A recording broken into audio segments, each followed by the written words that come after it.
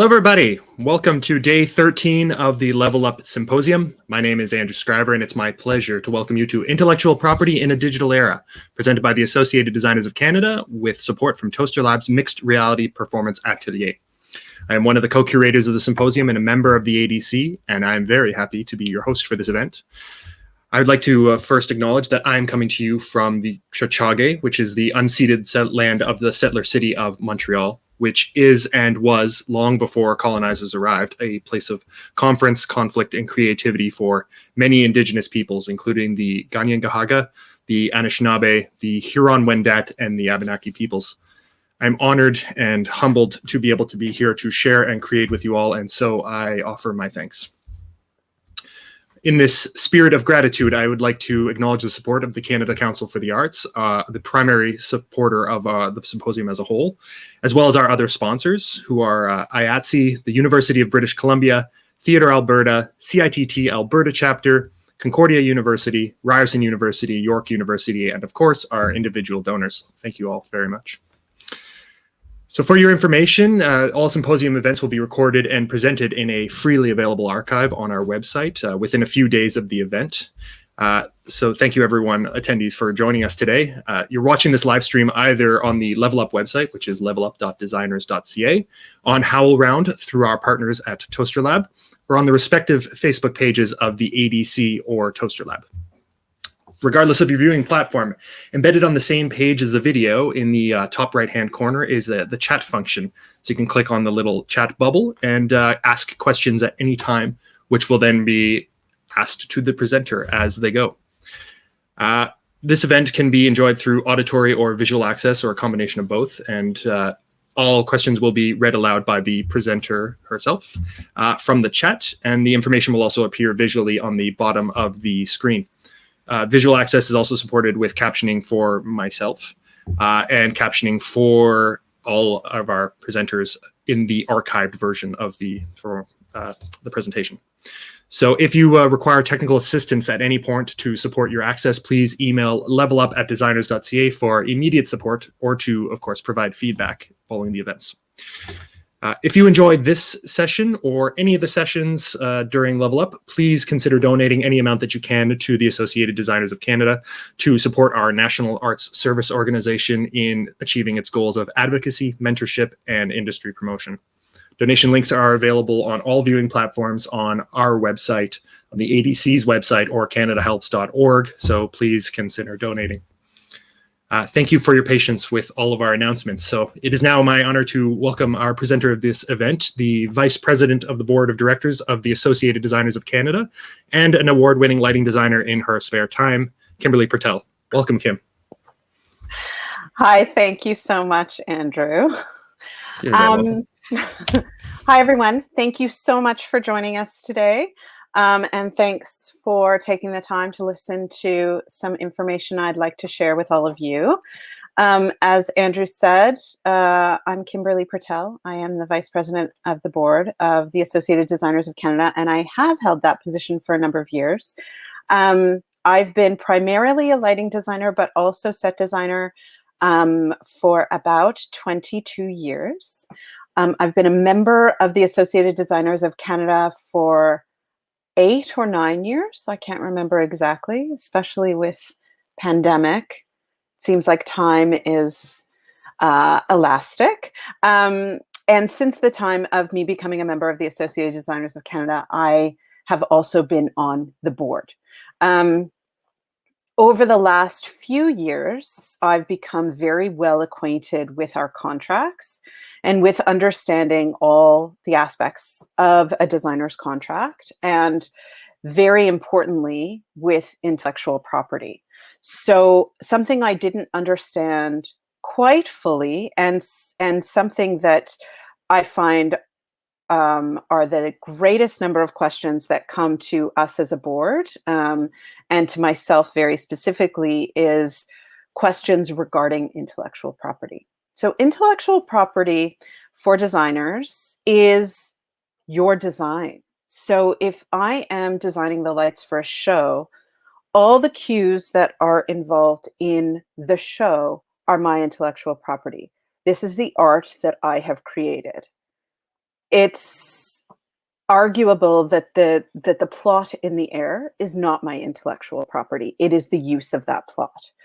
The drafting of that plot is my intellectual property. For a set designer, a 4x8 flat is not your intellectual property. The set as a whole is your intellectual property. So recognizable pieces of the set cannot be reused without alteration or your permission, let's say. A costume designer, their sketches, the realization of their costumes is their intellectual property. The use of the costumes in the production as a whole is their intellectual property. However, one skirt, unless incredibly recognizable to the show, is something that could be, let's say, used in another production. We were having a discussion with a designer recently, well, a number of months ago, with regards to a prop. I think it was a dragon, I can't remember exactly, that was very specific to built very specifically for a show. That is her intellectual property. So design as a whole, your design as a whole going into a production is your intellectual property. Before I move on and talking about intellectual property when it has relationship to your contracts, to the end of a contract, to royalties, etc., does anyone need clarification on understanding what a designer's intellectual property is? If you have a question, just throw it in the chat. If not, I will continue. Okay. It looks good for me to continue. I do understand that there are probably a number of people on this call who are not members of ADC, but first and primarily, I'm going to talk about the contracts that exist with ADC. So ADC has a collective agreement with PACT, which is the Professional Association of Canadian Theatres. We also have an Indie 1 and an Indie 2 contract. All three of the, and we also have an agreement with the NEC. All of the contracts that that the ADC has have standards, terms and standards that accompany the contract. Within that, there is quite a large explanation on intellectual property and how you are the owner of your intellectual property, and its lack of transferability. So when you sign a PACT contract or an Indie contract, that contract has an expiration date of 3 years. So within that contract, you will have been paid a fee for your work. And then there is a royalty structure, and the percentage of your royalty is something to be negotiated, but it is for future work of future showing of your work. So if in the contract, the production is to exist from January 31st to March 1st, you're getting paid your design fee for that. And then any production subsequent to that that is produced by the company on the contract, you are paid a royalty for the use of your intellectual property. So for example, I design a show for the Canadian Stage Company. The contract is with the Canadian Stage Company. The Canadian Stage Company then chooses to show my work again at a later date that is beyond the terms of set forth in the contract for the original production. Then I would get paid, let's just say I negotiated a 2% per performance royalty. That would mean 2% of my original fee per performance for the showing of or the use of my intellectual property. If, let's say, however, and here is where there is a lot of confusion or misunderstanding.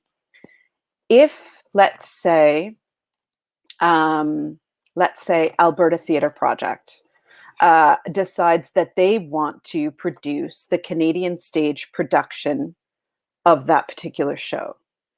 If Alberta Theatre Project was not named as a co-producer on the original agreement, The Alberta Theatre Project then has to either, one, re-engage you, or engage you, sorry, not re-engage, engage you as a designer with a brand new contract, as they are not party to the original contract. The original contract, it's very clear, is not transferable. So the Alberta Theatre Project would then either have to engage you with a new design contract or negotiate with you a licensing fee for the use of your work. In my experience, this is where the grayest area lies. The contract is not transferable. The only obligations you have are to who you have the contract with. If Alberta Theatre Project did not sign the original contract, if they are not a co-producer on the original contract, you then have no protections when it comes to the standards that go along with that contract. So for those of you who are familiar with an ADC contract, it's, I don't know, 4 or 5-ish pages long. The standards are 29 pages. So that is what accompanies the contract, those standards, and the use of intellectual property is part of that. There are companies, let's just say the original contract, Canadian Stage, and the Alberta Theatre Project were co-producers on the original contract. Then Alberta Theatre Project could potentially continue the use of your design moving forward. However, unless they were an original producer, they have to re-engage. So there are companies like, let's say, the National Ballet of Canada, who may want to extend the terms of the contract at time of signing. Sometimes the National Ballet of Canada will decide to pay you a lump sum as for the use of your design at any moment for, let's say, a 5-year period. That is something that can also be negotiated, but they cannot then transfer the rights of your design to anyone else. There are a number of situations where I've had a situation where I created a show at Theatre Passe Muraille. The show was then presented at Canadian Stage. Theatre Passe Muraille was no longer involved in the show, and therefore Canadian Stage then had to engage me under a new design contract. That particular show, Canadian Stage then decided to not be a part of it anymore, and Necessary Angel picked up that show, and I then had to be re-engaged by Necessary Angel. In all 3 of those instances, I was given a new design contract instead of a licensing fee for the use of my design. Now, a small alternative to this is going back to the original example that you did a show at Canadian Stage, and ATP wanted that show. If Canadian Stage continued to pay you, so they paid you your royalty and the time required for you to continue on with the show at ATP, that is fine because Canadian Stage is still the producer of that show. However, again, the rights cannot be transferred to ATP and ATP pay you. So it's as simple as, who is the producer and who are you engaged by? If you continue to be engaged by the Canadian Stage company, then the term of that contract is 3 years. If Canadian Stage has set aside that production and is no longer involved in the producing of that show, the new producer needs to engage you either as a designer or a licensing fee for your intellectual property. So before I continue, are there any questions?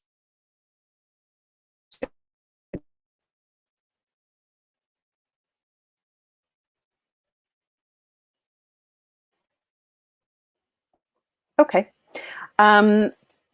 When we're talking about digital contracts, it's very much the same as our live contracts. The contract that we currently have, both with PACT and the Indie contracts and the NAC agreement, it still exists in this digital age. So when we're discussing intellectual property when it comes to the digital broadcast of a show, there is a section within our contract, both in the PACT, the Indie 1, Indie 2, and the NAC agreement, regarding broadcasting rights.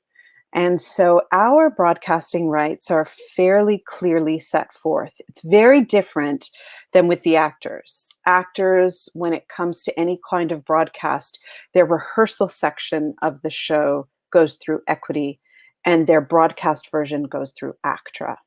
For us, the broadcast rights are embedded within the contract, and there is a bump within the contract for the broadcast rights.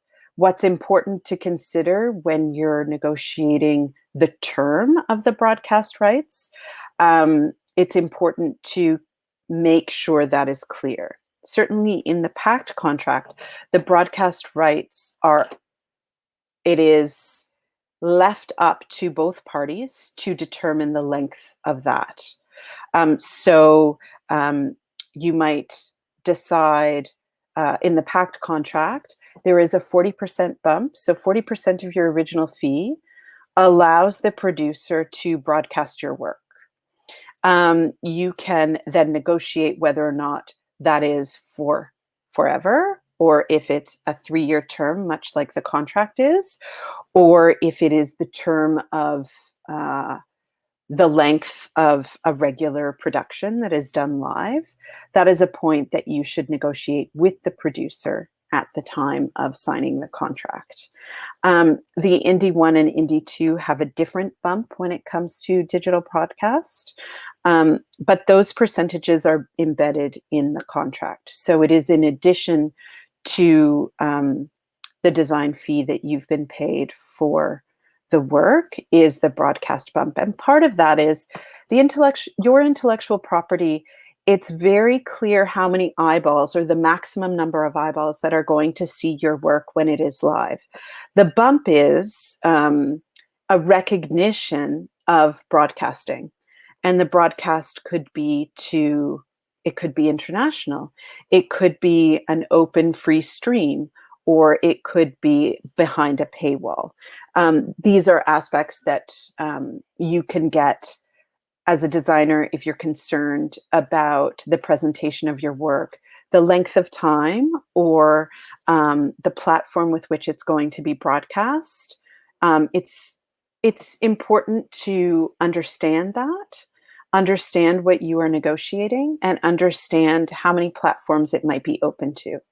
The difference between being behind a paywall and being free, much like this stream is free for people to watch, there's a lot of difference there. So the protection of your intellectual property is trickier when it's a full open live stream. Is there any questions with regards to digital broadcast of your intellectual property?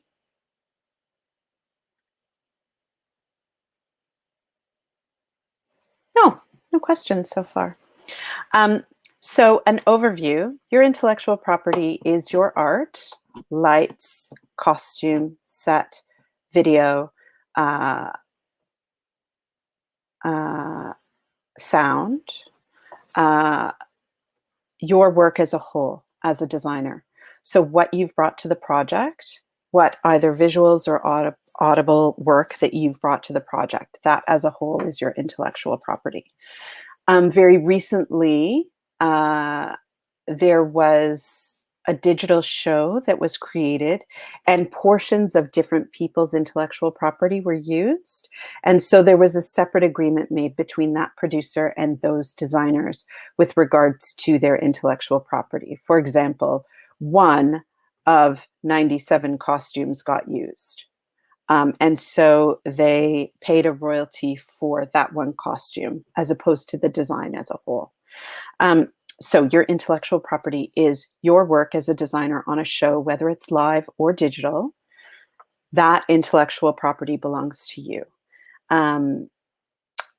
Your intellectual property agreement is with the producer who has signed your contract, that your intellectual property is not transferable from producer to producer. As long in a co-production agreement, if multiple producers are named on that contract, then your intellectual property has been licensed to that number of producers named on that original contract. If someone would like to use your intellectual property who is not party to your contract, a new contract must be signed, whether or not that's to engage you as a designer in your design services, or whether or not that is to license the intellectual property that you've created already. They are not party to your original contract and therefore can't hop on and just pay the royalties that were set out in that original contract. When it comes to digital broadcast, whether you're using the indie contract or the packed contract, there is a clear indication of what that bump is from your original fee in order for a producer to get the broadcast rights to your work. When it comes to non-ADC members, obviously there could be a number of you listening to this right now. It's important that you consider all of what I've just talked about. The term of your contract, the royalty that you would get paid subsequent to the dates laid out in your contract, and if there is a broadcast of your work, what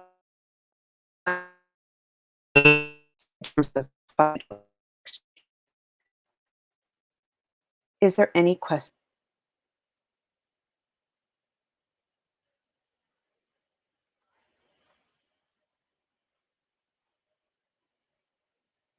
No questions. Interesting. There isn't much more to talk about unless people have specific questions with regards to their own intellectual property or questions regarding specific contracts.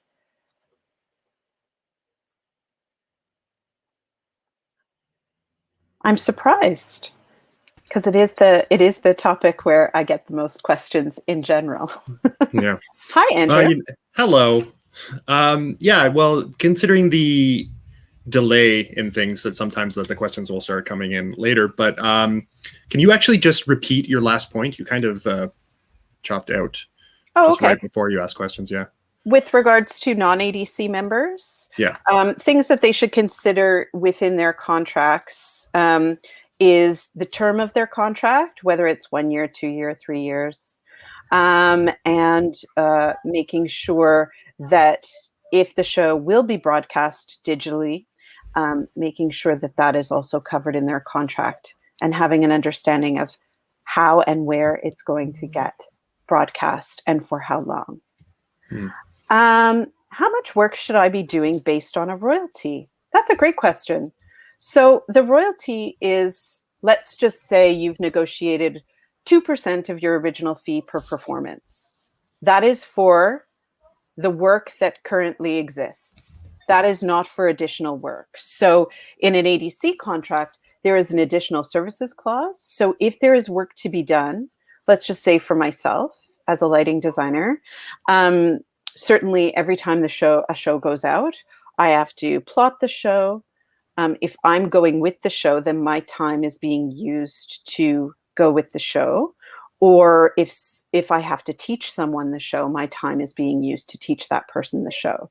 So any work that is beyond the original design, you should be negotiating for your time based on the additional services clause in your contract. So the royalty does not pay for any of your time. The royalty is the use of the intellectual property that exists. If there's redesigning to be done, that should be negotiated. If there's drafting, let's say for a set designer to plop the show into a venue, you should be being paid for that time in order to do that work. If you have to show up at the new venue, then you should also be being paid for that. When it comes to digital work, if you have to make alterations to the current design that you already have, you need to be paid for that time. So just to be clear, the royalty is for the use of your intellectual property in that in its entirety that's already been completed. Anything to consider? Sorry, Andrew, go ahead. Oh, I was just going to ask, like, what specifically as a percentage? What's a good royalty percentage for? Well, I think that's an individual consideration. 1 to 2% is often the norm within the Canadian community. Let's see. I think I missed one. Anything to consider for protecting your intellectual property if you do something non-commercial that then transitions to be used in a commercial setting? I guess the question here would be, did Canadian Stage do it in a not-for-profit way and they have then moved to a commercial setting? Or is there a new producer? Obviously, if there is a new producer, a new contract should be considered. If you believe, what is difficult is if your work was originally with, especially in Canada, with a Canadian company, almost all of them are not-for-profits. So the transition to commercial is not very often. I have certainly done shows that have been presented and then the Mirvishes, let's say, have picked them up, but that's always produced a new contract. So if you're moving into the commercial world and there isn't a new producer, that's not very often, but I would consider looking at trying to renegotiate your contract. Let's see what is next. With a new producer taking over a design, how do we negotiate between a new design contract and a licensing fee? Is there any ADC templates for licensing fees? Not currently. There is not. In my experience, every time I have had a new producer come on board, I have had a new contract. It may not be at the same level as, it might not be at the same value as what, let's just say the Citadel picked it up. And let's just say, normally from the Citadel, I get paid X dollars. This new design contract might not be X, let's say $8,000. This new design contract might be $6,000 instead. Of course, it can't go below minimum, but there is a recognition there that I'm not fully redesigning the show.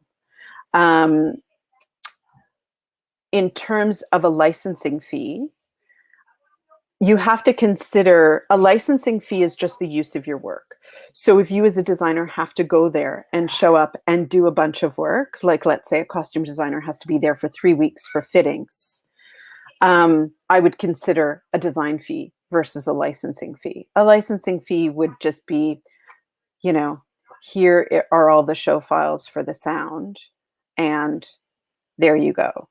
In which case, you as a designer have to consider what is the correct value for you when it comes to the use of your work.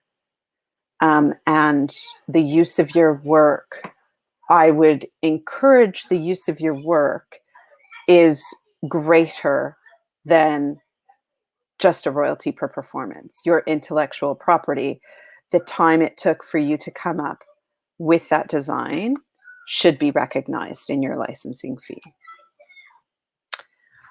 Does your intellectual property guarantee your involvement in extra work in the future?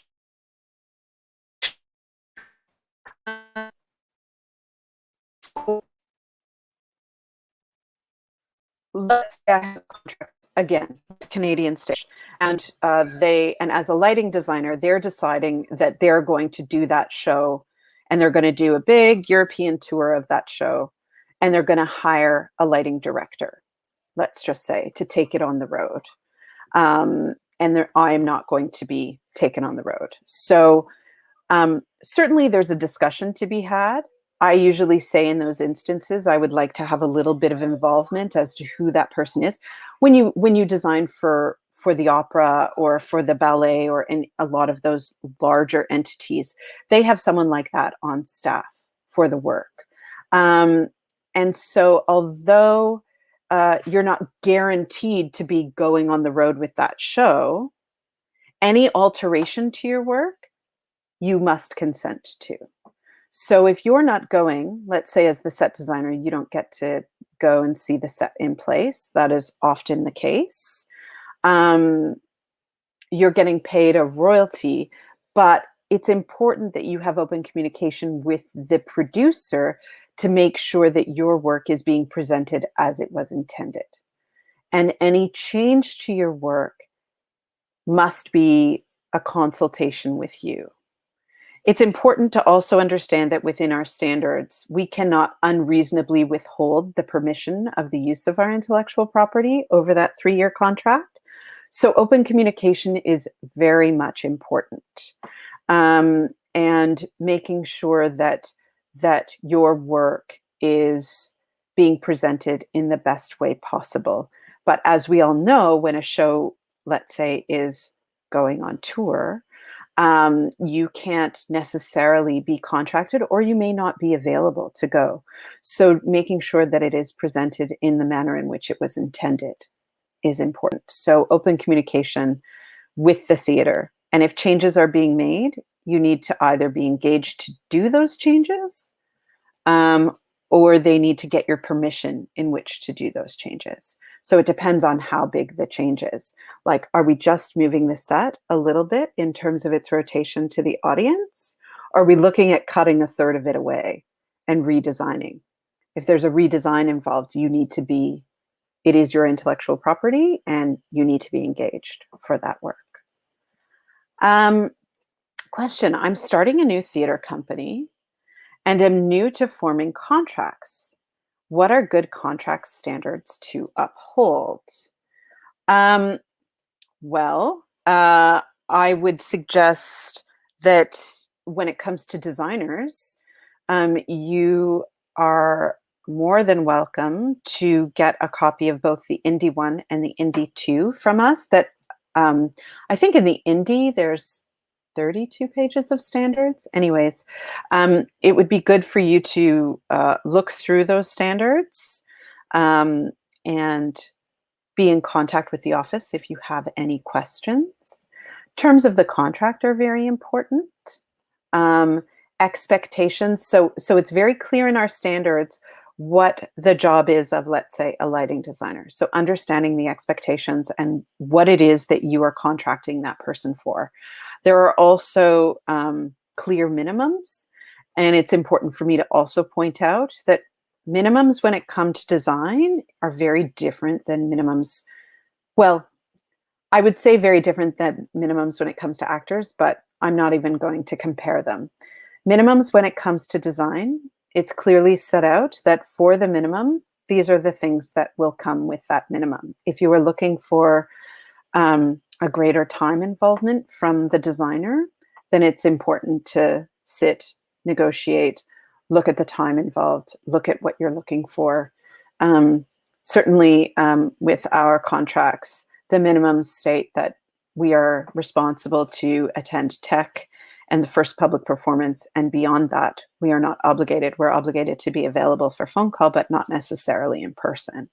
So I would encourage you as a new producer to get in contact with all of the associations that represent freelance people in the arts and collect those contracts so that you can look at the standards involved and make sure that you include those in your contracts. Certainly, if you are going to engage an ADC designer, you would have to use one of those contracts. If you're not using an ADC designer, I would encourage you to look at those because I believe those standards should represent and support even those non-ADC designers.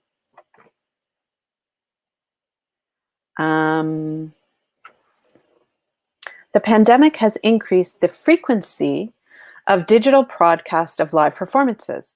Has this increased the use of digital broadcast affected or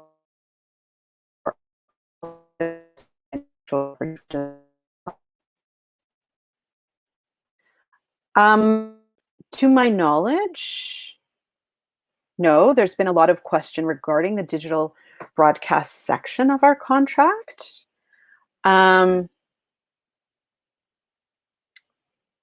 But what we have not seen so much of in the office is the understanding, a lack of understanding of intellectual property for designers.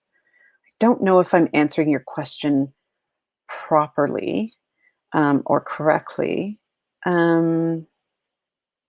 I'll move on, and if you want to put a follow-up in there, that would be great. When you negotiate a contract, are you being paid for your intellectual property or for your time? That's a great question. So when it comes to designers, I think different producers feel differently, but ultimately you're being paid for both. And that's where the negotiation comes in. So you're being paid for intellectual property and for your time, because there is a certain amount of time where you are required to be there. If you were only being paid for your intellectual property, you would never have to show up ever at the theater.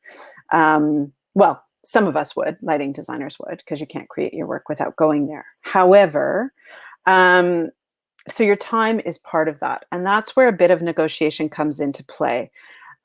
Negotiation, the size of the show. You should consider that as a designer. The required time where you are required to be at the theater. You should consider that. You know, some shows have a week and a half of tech and you're done. Some shows have 4 days of tech, and some shows at the region, at some of the festivals, you're back and forth for months. And so these are all things to consider when negotiating the value of your contract. Question. Does every gig need a formalized contract?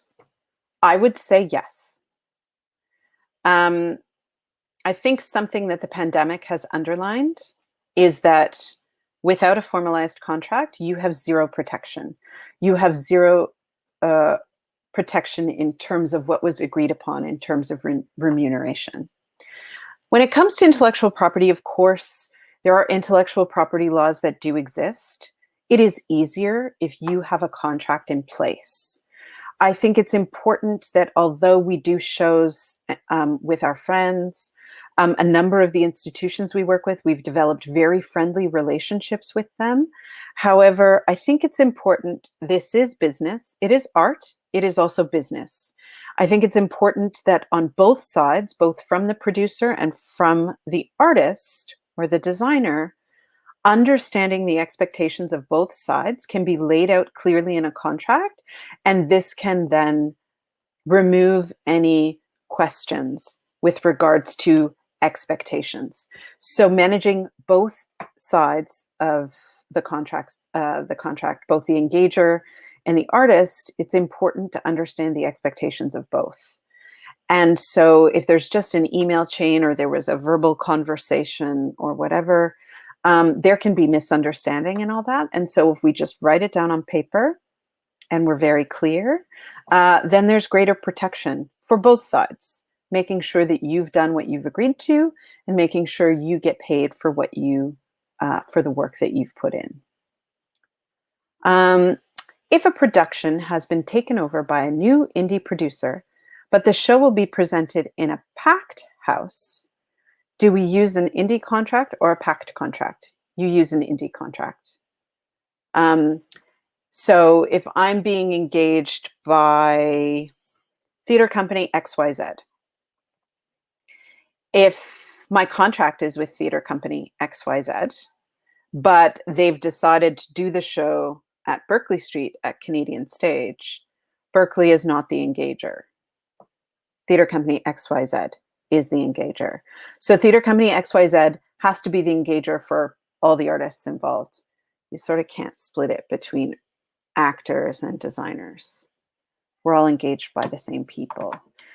If both the PACT company, Canadian Stage, and theater company XYZ are named on the contract as co-producers, it has to be on a PACT contract. That's clear in the standards.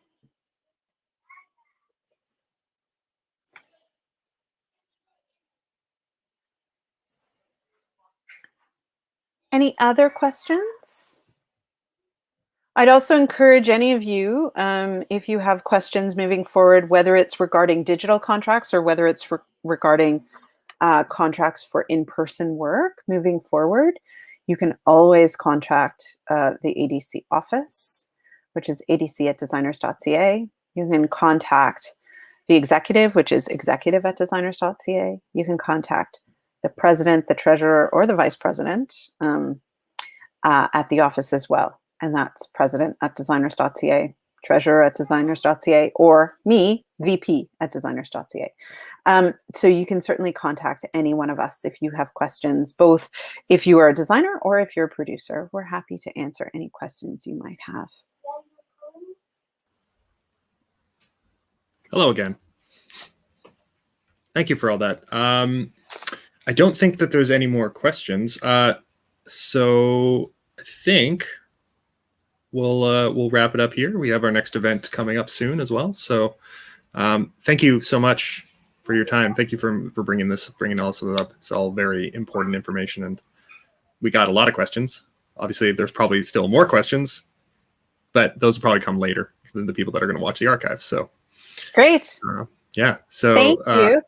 Yeah. Thank you so much for coming on. Thank you for your time. Thank you for all attending. Yeah. So thank you everyone for coming out. If just to let you know, as a new bit of news, we've added some new workshops. You can actually check out our website. We have an Ableton and QLab for live performance workshop that's going to be on the 13th, so the last Saturday of the festival. I don't remember what time I said. 5 p.m.